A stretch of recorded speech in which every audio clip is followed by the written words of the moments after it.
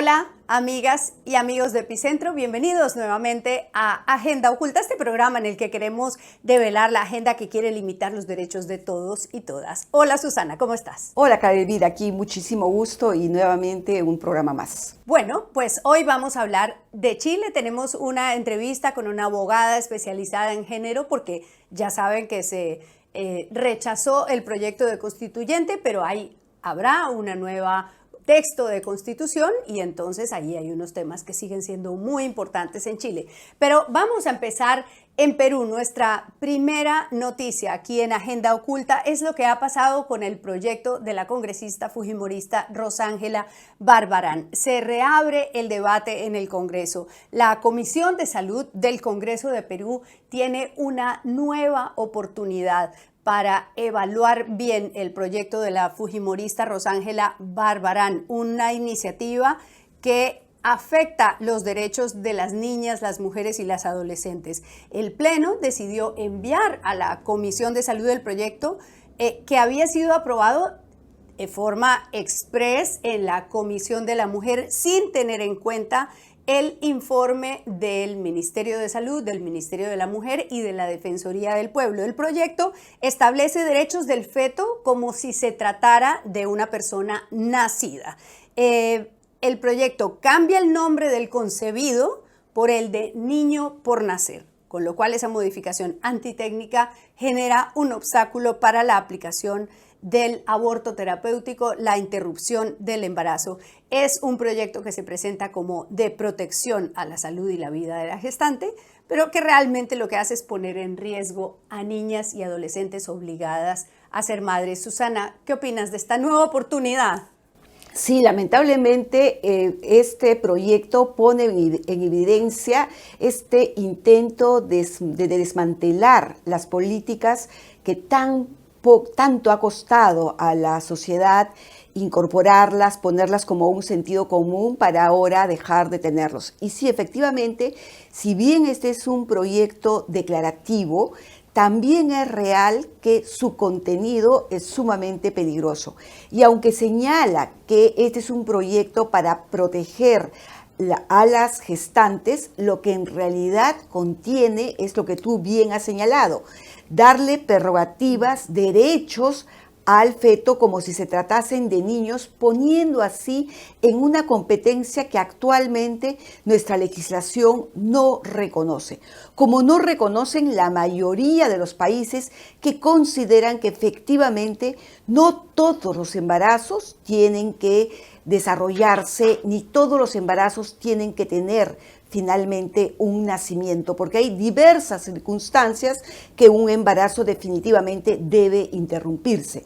Y debe interrumpirse porque hay malformaciones incompatibles con la vida, debe interrumpirse porque definitivamente muchos son productos de la violación, debe interrumpirse porque además pone en riesgo la salud y la vida de las mujeres, que en este caso en el Perú es el único mecanismo por el cual la ley lo admite.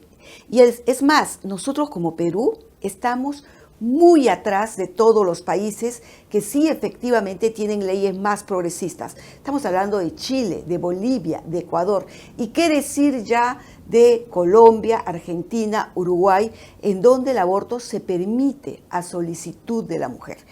Entonces, la congresista ha tratado de negar en todos los tonos, es más, ha señalado que va a hacer una modificación a su texto, señalando que va a incorporar el aborto terapéutico. Pero no, señora congresista, eso sabemos que no es así, porque a la hora que usted ponga que los fetos tienen igual derecho, va a colocar en un dilema muy complicado a los profesionales de la salud, que ahora es todavía muy difícil avanzar con este tema. Bueno, pues este Congreso que tiene tan mala opinión en todos los ciudadanos tiene una oportunidad, la Comisión de Salud, de fallar de una manera técnica, de acatar las recomendaciones del Ministerio de Salud, del Ministerio de la Mujer, de la Defensoría del Pueblo, que es un ente independiente, y de pensar en las niñas, en las adolescentes obligadas a ser madres. Así es, y de los mandatos, además, que el Perú tiene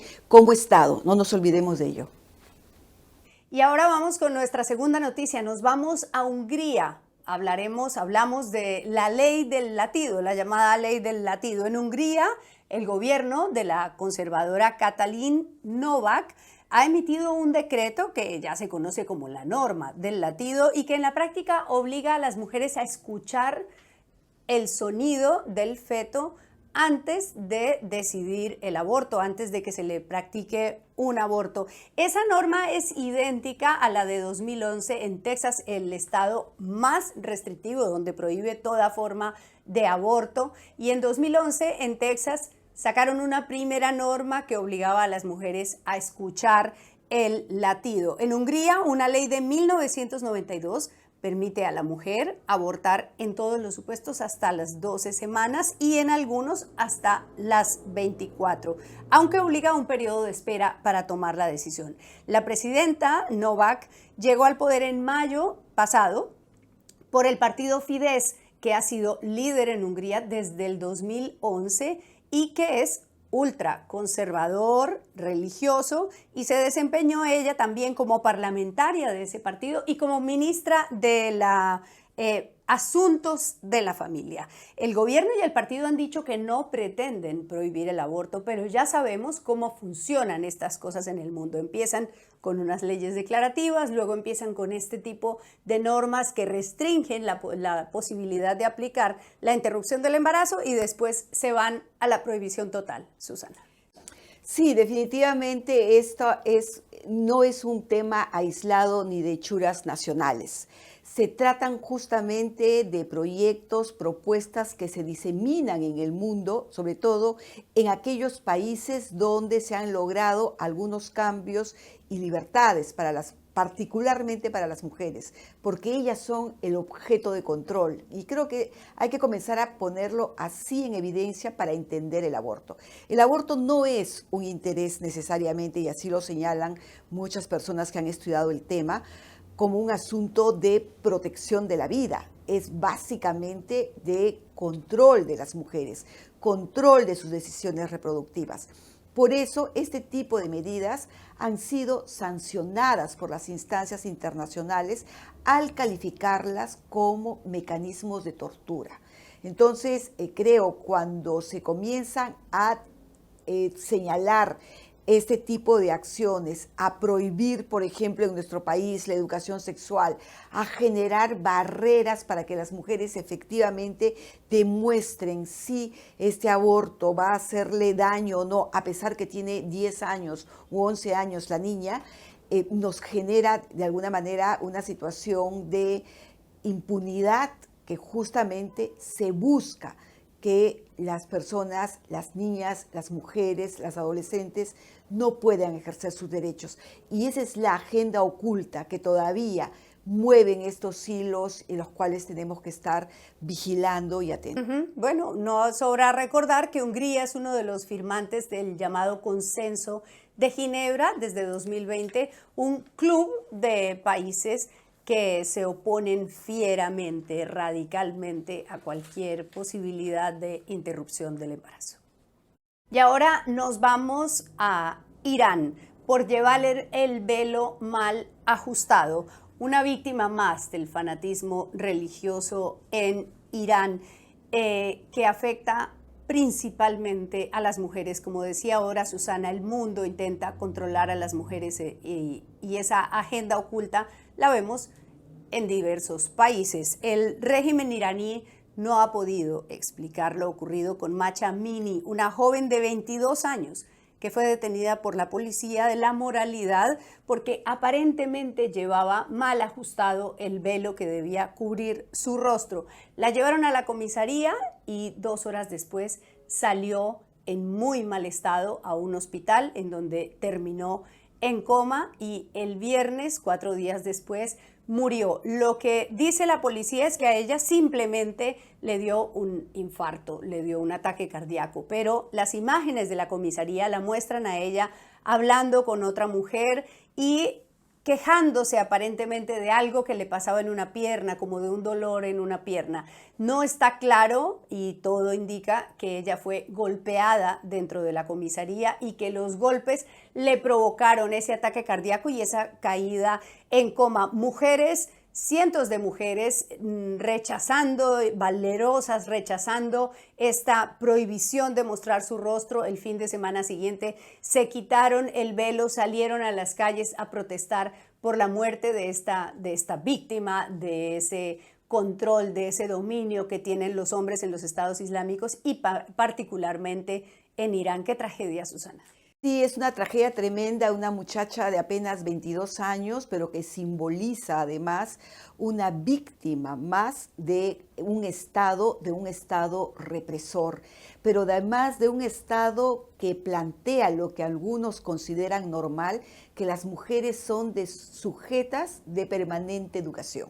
Entonces, en este caso, Irán ha actuado como Estado, son sus funcionarios quienes han colocado en esta situación educativa, digamos, pero que en realidad es la vulneración de todos sus derechos, pero en muchos de nuestros países son las parejas, son los hermanos, son los padres, son los amigos, amigas, que aplican estos mecanismos educativos supuestamente bajo diversas formas, que incluyen maltrato físico, humillaciones, violaciones sexuales.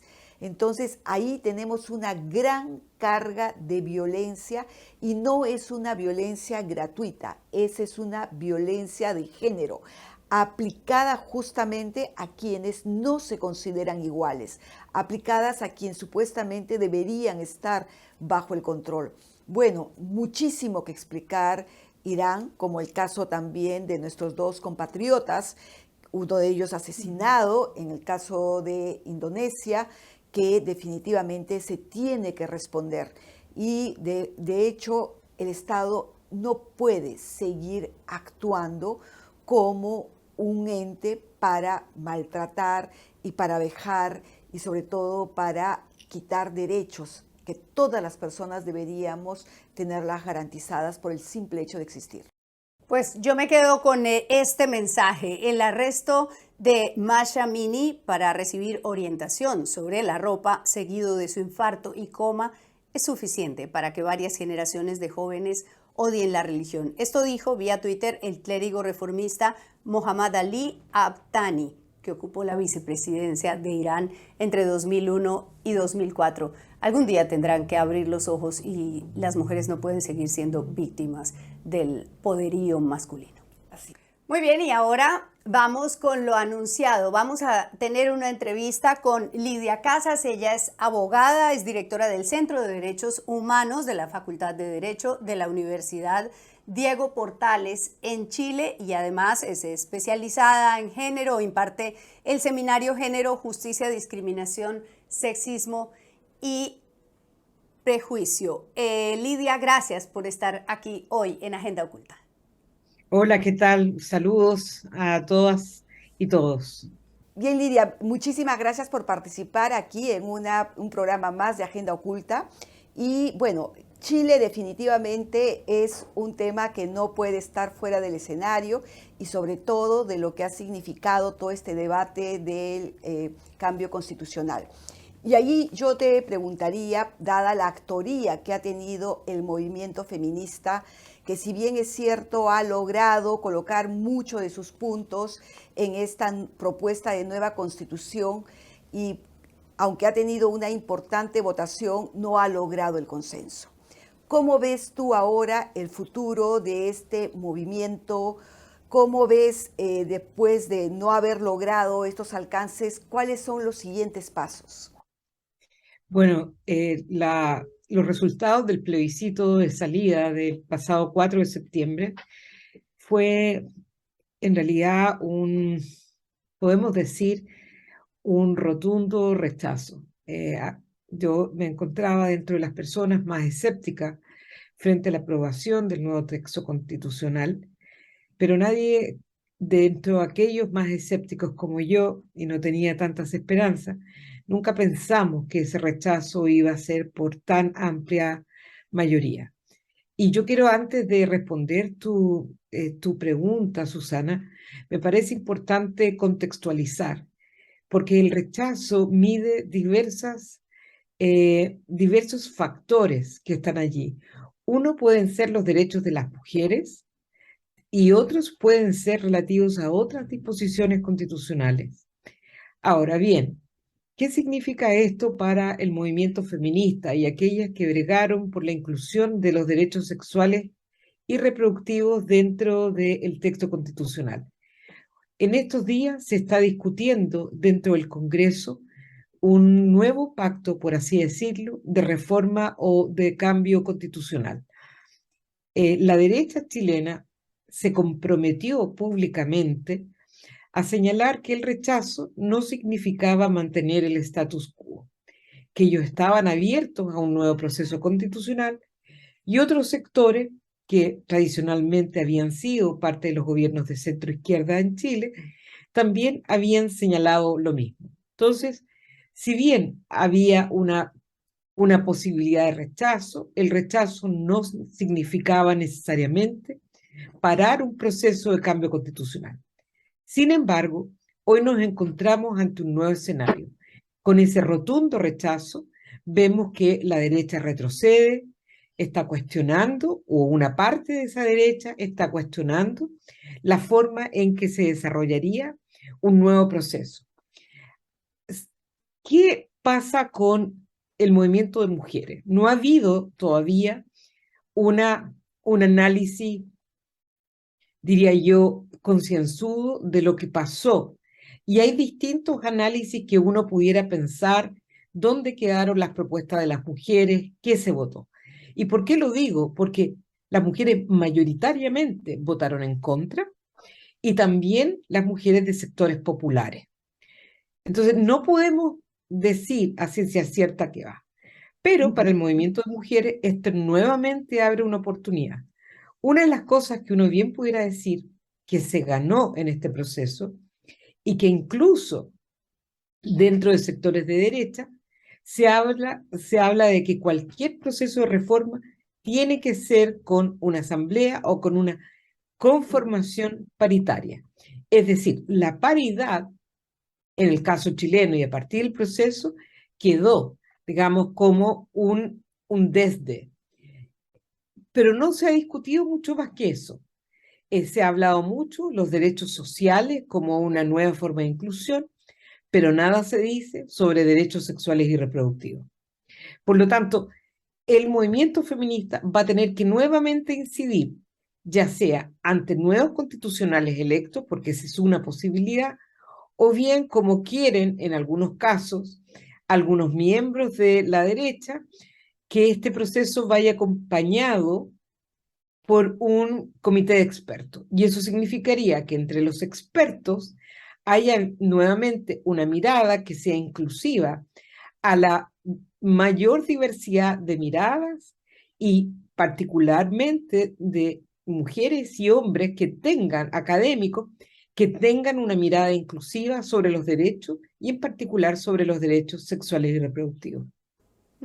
Lidia, en ese nuevo proceso, al margen de la forma técnica, cómo se haga, ¿cuáles son para ustedes los mínimos aceptables que deberían guardarse, traerse del proyecto anterior, que era evaluado como feminista, que reconocía estos derechos sexuales y reproductivos, la igualdad, que reconocía los derechos de las parejas LGBTI? ¿Cuáles serían esos mínimos que ustedes consideran aceptables para el nuevo proyecto?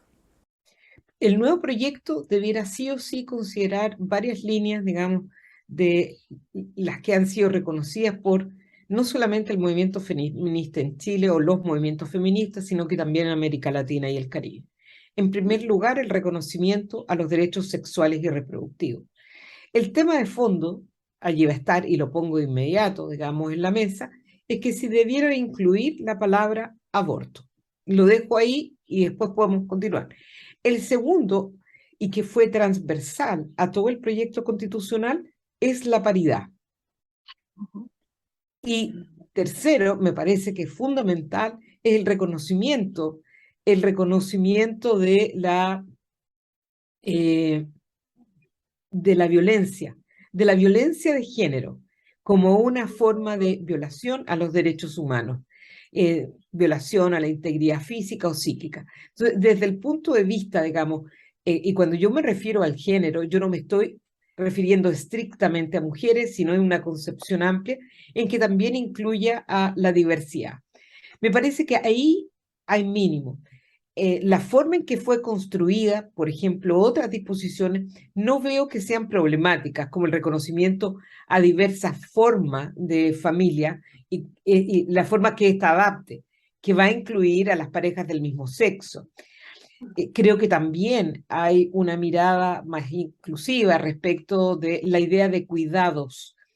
Entonces, sentiría yo que en ese sentido hay un avance, un piso, pero los otros mínimos son absolutamente necesarios.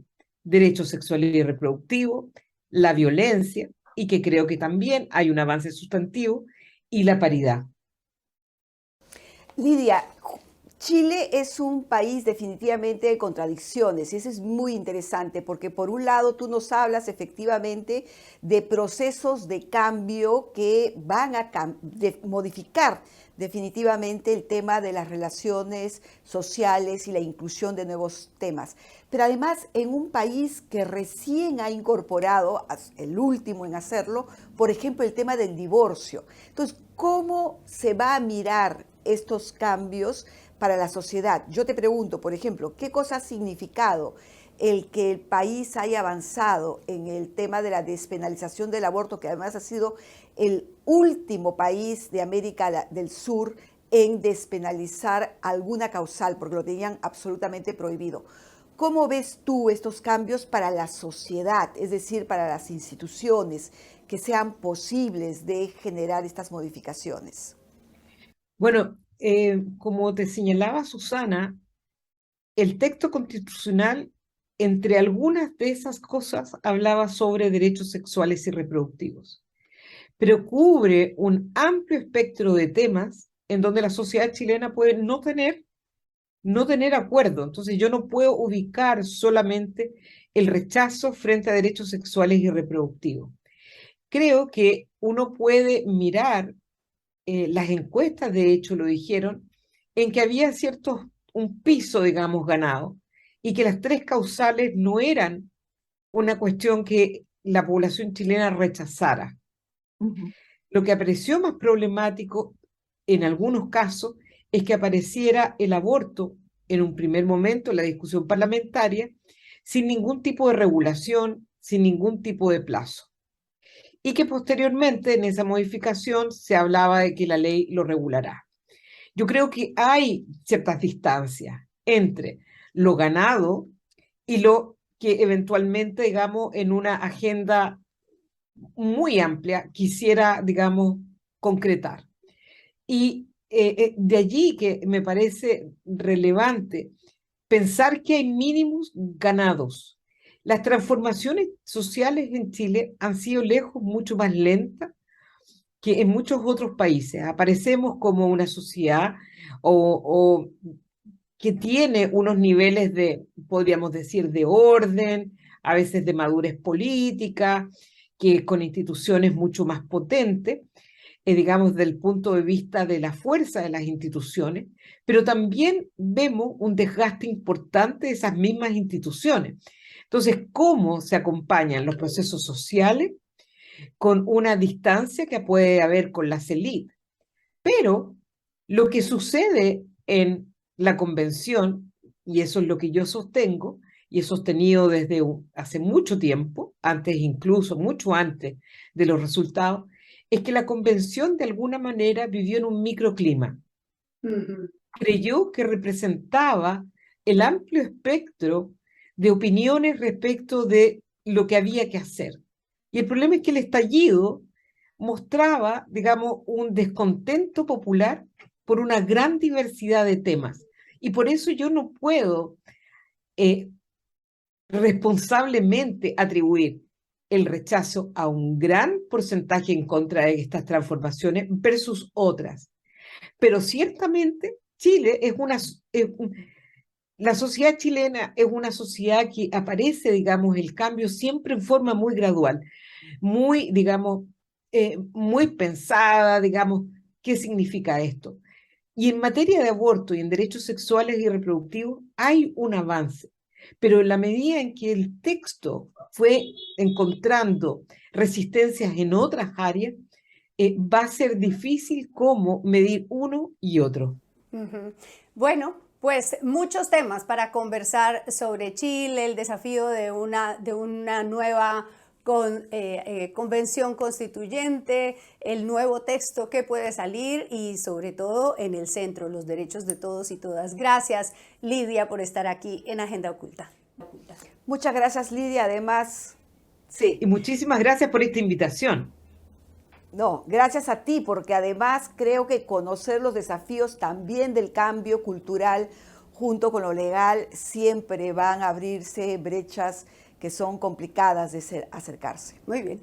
Estaremos atentos a lo que pasa en Chile. Muchas gracias por acompañarnos nuevamente en esta entrega de Agenda Oculta. Nos vemos a la próxima. Hasta pronto, Susana. Hasta pronto.